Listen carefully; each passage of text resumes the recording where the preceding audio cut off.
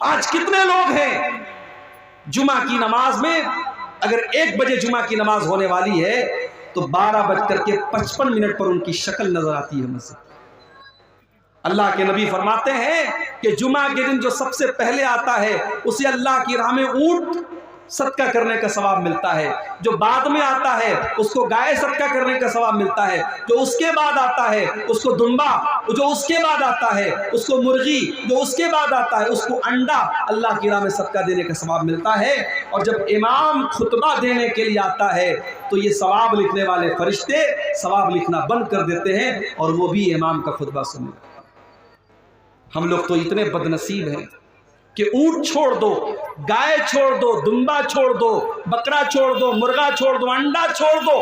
कितने बदनसीब ऐसे लोग हैं कि जुमा के दिन वो तब आते हैं जब इमाम का खुतबा स्टार्ट हो जाता है, बल्कि जमात शुरू होने के 5 मिनट पहले वो मस्जिद में आते हैं। ऐसा नहीं होना चाहिए। इस्लाम आपको नेकी के मामले में आगे आगे रहने का हुक्म देता है। गज़वे तबूक का मौका याद कीजिए, हजरत उमर फारूक रजी अल्लाह तआला अन्हु फरमाते हैं कि मेरे दिल में ख्याल आया कि आज नेकी के मामले में, आज अल्लाह के दीन के मामले में मैं अबू बकर से आगे निकल करके दिखाऊंगा। वो अपने घर आते हैं, अपने घर का सारा सामान इकट्ठा करते हैं और सारे सामान को 2 भाग में वो बांट देते हैं और एक भाग अपने घर में छोड़ देते हैं और एक हिस्सा अल्लाह के नबी के पास लेकर के आते हैं। अरे अल्लाह के नबी, आज इस्लाम को मेरे माल की जरूरत है, देखिए मैं अपने घर का माल लेकर के आया हूँ। नबी अकरम पूछते हैं कि अरे उमर, घर वालों के लिए कुछ छोड़ के आए हो कि नहीं आए हो? अरे अल्लाह के नबी, आप परेशान ना हो, मैं आधा लेकर के आया हूँ, आधा छोड़ करके आया हूँ। उमर फारूक बहुत खुश हैं कि आज मैंने वो कारनामा अंजाम दे दिया जो अबू बकर सिद्दीक भी अंजाम नहीं दे सकते। थोड़ी देर के बाद हजरत अबू बकर सिद्दीक भी आते हैं, वो भी अपने घर का सामान लेकर के आए हैं, अपने घर का माल लेकर के आए हैं, अपने घर की चीजें लेकर के आए हैं। उन्होंने ला करके जब अल्लाह के नबी के सामने रख दिया, आपने पूछा, अय अबू बकर, तुमने अपने घर वालों के लिए क्या छोड़ा है? हजरत अबू बकर सिद्दीक कहते हैं, अब क़ैतु लहुमुल्लाह व रसूलहू, अय अल्लाह के नबी, मैंने अपने घर वालों के लिए अल्लाह को छोड़ा है, उसके रसूल को छोड़ा है। अय अल्लाह के नबी, मैं तो सब कुछ लेकर के आया हूँ, आज इस्लाम को मेरे माल की जरूरत है, मैं अपने घर वालों के लिए कुछ छोड़ के नहीं आया, मैं अल्लाह को छोड़ के आया हूँ, रसूल को छोड़ के आया हूँ। उमर फारूक की आंखों में आंसू आ गए।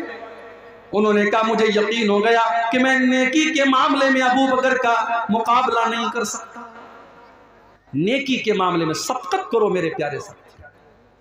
इसलिए अल्लाह ताला कुरान के 17वें पारे में अपने नबियों का जिक्र करने के बाद कहता है, अपने नबियों का नाम लेने के बाद कहता है, इन्नहुम कानू युसारिऊना फिल खैरात, ये मेरे जितने नबी थे, ये मेरे जितने रसूल थे, वो नेकियों के मामले में आगे आगे रहते थे, वो नेकियों के मामले में पीछे पीछे नहीं रहते थे। मेरी प्यारी माओ बहनों, नबी अकरम के दौर की औरतों को आप देखिए, उस जमाने में लाउड स्पीकर का इंतजाम नहीं था।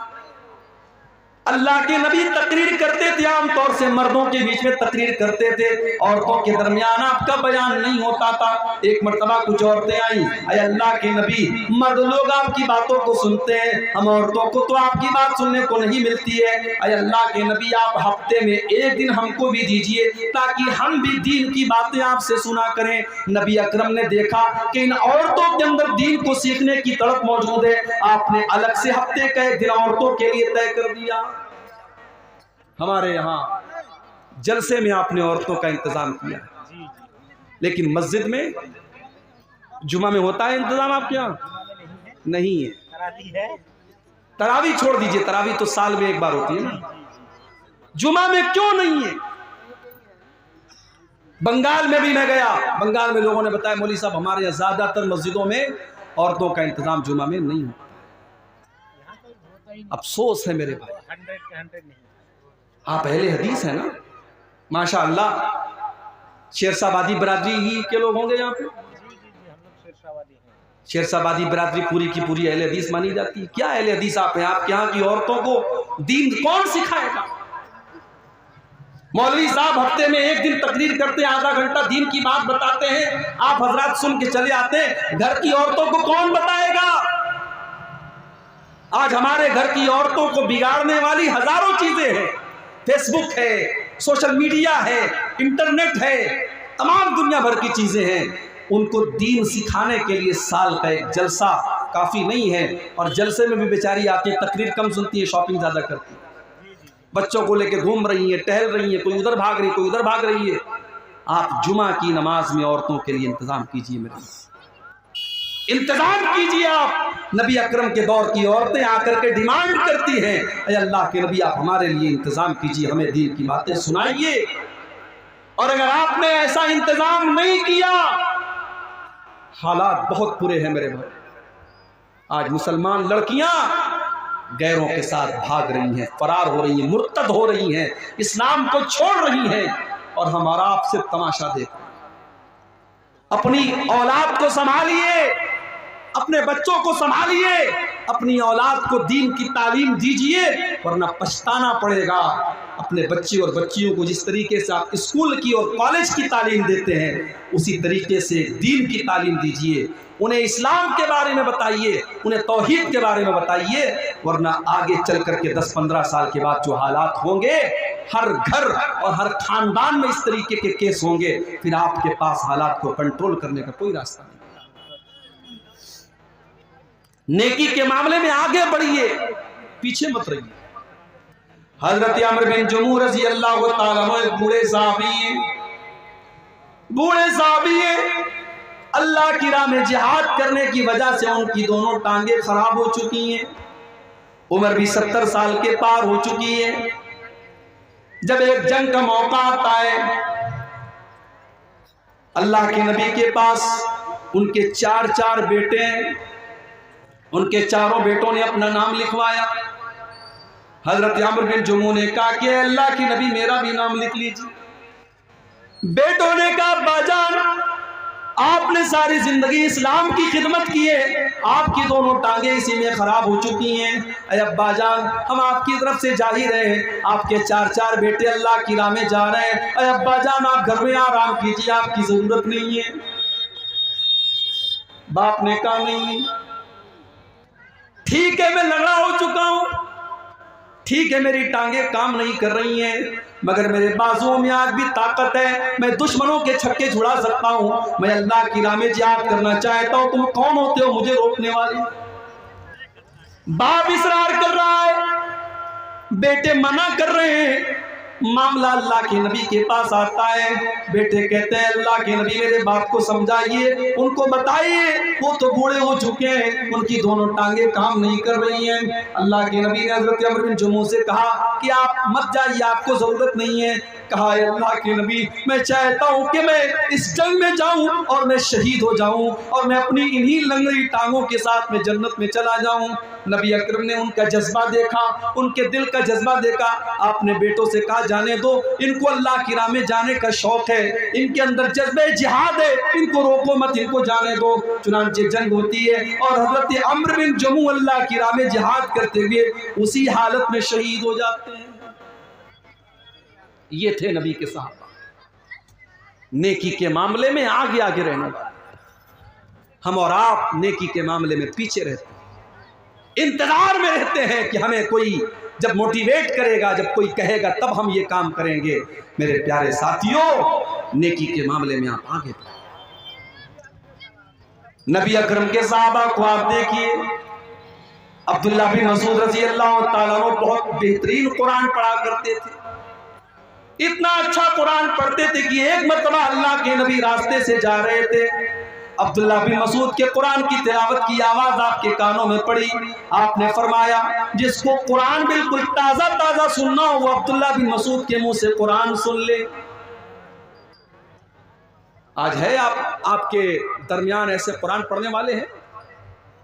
कुरान पढ़ने वाला कोई होता भी है तो उसके फटे कपड़ों की वजह से हमें लगता है ये मदरसे में पढ़ने वाला बच्चा है, हम उसको हकारत की नजर से देखते।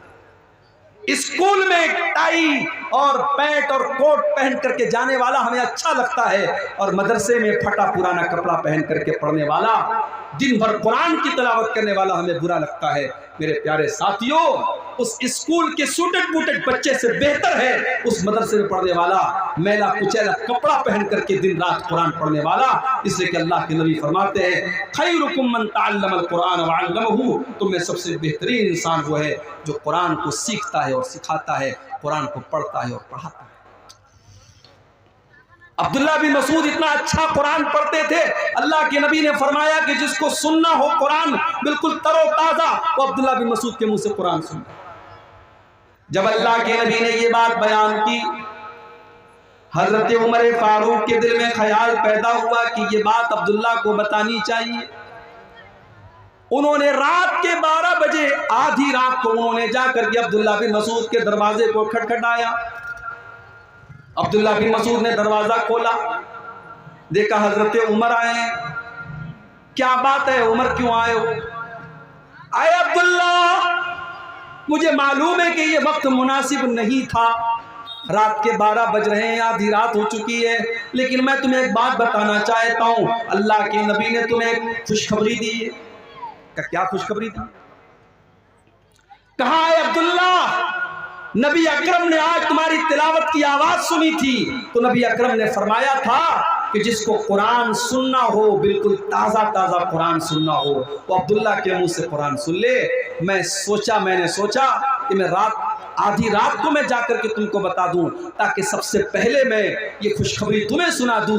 एक मुसलमान को अच्छी खबर देने में भी सवाब मिलता है, मैं ये खबर तुम्हें सुनाने आया। हजरत अब्दुल्ला ने कहा कि आपने थोड़ा सा लेट कर दिया, थोड़ा सा आपने डिले कर दिया, थोड़ा सा लेट कर दिया। अभी थोड़ी देर पहले हजरत अबू बकर सिद्दीक आए थे और उन्होंने ये खबर मुझे दे दी है।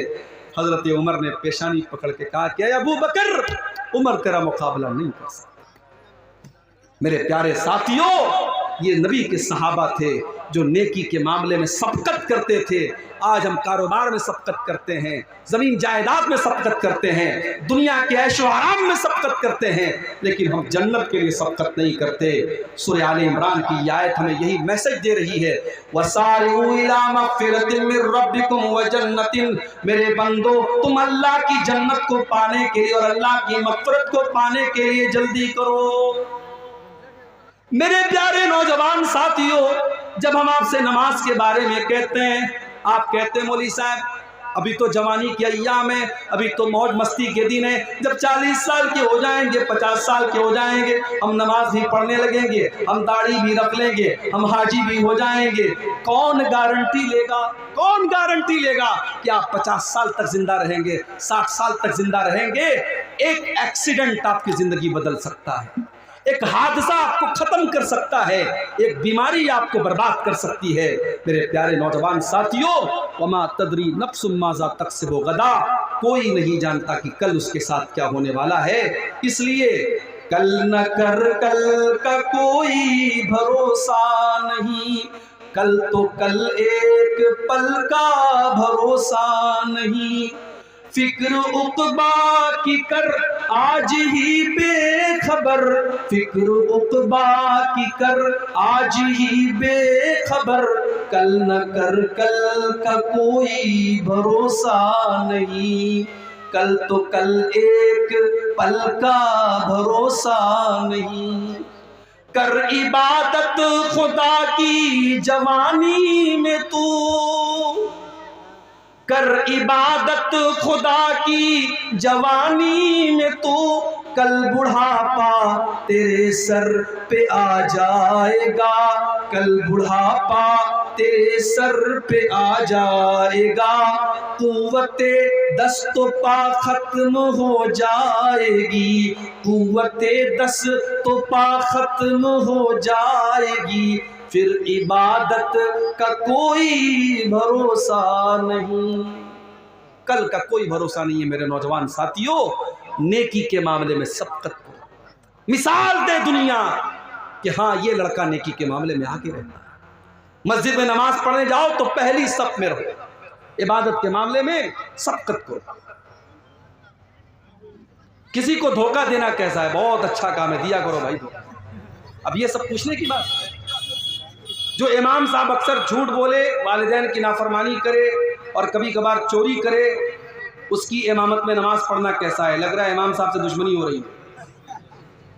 ये लग रहा है बिल्कुल कैमरा लगा के बैठा इमाम साहब कितना झूठ बोल रहा है, कितनी नाफरमानी कर रहा है, कितना चोरी कर रहा है। देखिए, इमाम जो होता है, इमाम ऐसे इंसान को बनाना चाहिए जो कुरान अच्छा पढ़ता हो, आलिम हो और दीनदार भी हो।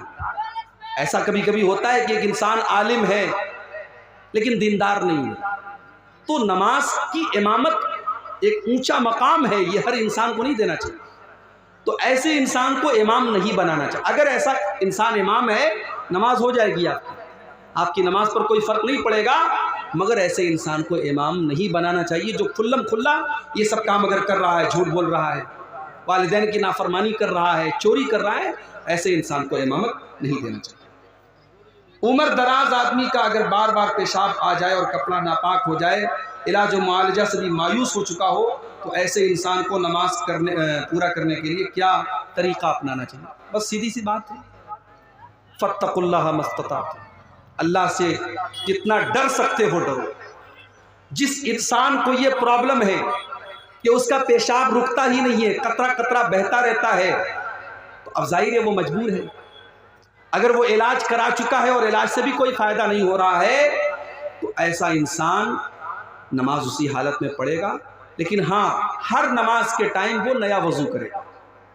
जोहर में मान लो उसने वजू किया, बीच में उसको हवा खारिज नहीं हुई, पाखाना करने के लिए वो नहीं गया, लेकिन तब भी असर का टाइम आएगा तो फिर से वजू करेगा। इसलिए कि ये बीमारी जिसको है उसके लिए हुक्म है कि वो हर नमाज के टाइम अलग से वजू करे। इसी तरीके से बाज़ लोगों को हवा खारिज होने की बीमारी होती है, उनको हर मिनट पर हवा खारिज होती है, वो हर तरीके का इलाज करा चुके हैं लेकिन उनका मसला हल नहीं होता है। तो उनके बारे में भी सही मसला यही है कि वो उसी हाल में नमाज पढ़ेंगे, वजू करेंगे और नमाज पढ़ेंगे। ठीक है। जामा मस्जिद में जगह की किल्लत है, मस्जिद के इर्द गिर्द भी जगह खाली नहीं है, इसलिए मस्जिद को दूसरी जगह मुंतकिल करना चाहते हैं। ऐसी सूरत में मस्जिद की पुरानी ज़मीन को फ़रोख्त कर सकते हैं या नहीं, जबकि मुंतकिल शुदा मस्जिद की ज़मीन सिर्फ 250 फीट की दूरी पर है। अब देखिए, ये मसला थोड़ा सा पेचीदा है, इसके बारे में तहकीक करनी पड़ेगी कि अब ये जो सिचुएशन है, जैसे कभी कभी ऐसा होता है कि मस्जिद की जो जगह है वहाँ पे हाईवे निकल रहा है, तो हाईवे जब निकलता है या इस तरीके की कोई मजबूरी आती है तो जाहिर है मस्जिद को ट्रांसफ़र करते हैं। तो वो सूरत यहाँ पर भी ऐसा लग रहा है कि अपनाई जा सकती है, जब जगह कम भी है तो ऐसा कर सकते हैं, लेकिन फिर भी इसके बारे में थोड़ी सी तहकीक करने के बाद ही जवाब दिया जा सकता है। इमाम का इंतखाब अवामुन नास के ज़रिए होगा या आलिमों के ज़रिए होगा? देखिए, अवाम के इंतखाब के लिए कोई शरीयत की शर्त नहीं है। अल्लाह के नबी ने कुछ क्राइटेरिया बता दिया है कि इमाम ऐसा इंसान होना चाहिए जो कुरान को ज़्यादा पढ़ने वाला हो, सुन्नत का जानकार हो, नमाज का तरीका जानने वाला हो। अगर उस क्राइटेरिया पर कोई मोहल्ले में कोई इंसान खरा उतर रहा है, उसको अवाम भी इमाम बना सकती है। कोई ज़रूरी नहीं कि उलमा की एक कमेटी हो वही इमाम बनाए, ऐसा कोई ज़रूरी नहीं है। तो मेरे नौजवानों, ये जो मसला है दीन के अंदर आगे आगे रहने का, इसको हम अपने अंदर पैदा करें। हम बैक बेंचर ना बने। स्कूल में होता है ना, स्कूल में क्लास में पीछे बैठने वाला जो होता है उसको बैक बेंचर बोलते हैं। तो जो बिल्कुल फिसड्डी होता है, जो इम्तिहान में फेल होता है, उसको हम बोलते हैं बैक बेंचर। दीन के मामले में आप बैक बेंचर मत बने, दीन के मामले में आप आगे रहने वाले बने, पहली सफ में रहने वाले बने।